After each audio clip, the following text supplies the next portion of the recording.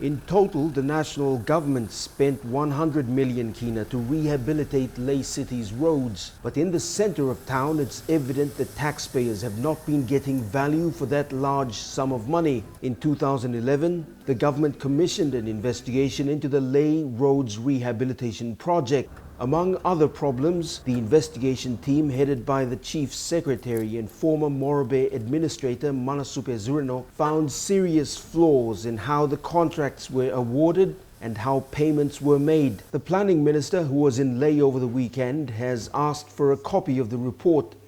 He wants the recommendations implemented as soon as possible. I want to see, first of all, the road conditions myself. We will then be getting a hold of a copy of that report, and as far as I'm concerned, we want some kind of a response to this whole matter. The investigation found that senior officers within the Finance Department lied about the availability of funds.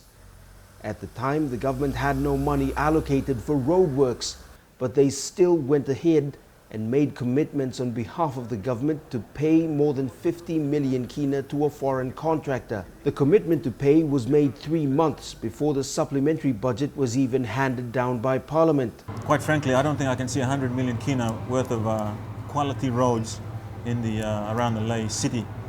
And it just calls into question to me again this whole delivery mechanism process. For this major contract in the center of town involving NME International, the Provincial Works Department had no supervisory or monitoring input as demanded by law.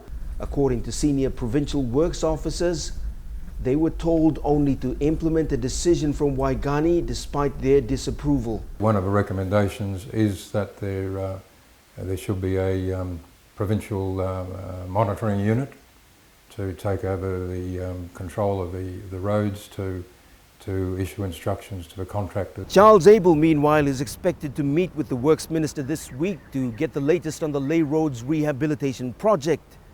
He's also expected to make a submission to Cabinet to fund the completion of the project where necessary. He wants to see strong government action on the instances of fraud and misuse as highlighted in the report. Scott Waide, National EMTV News, Lae.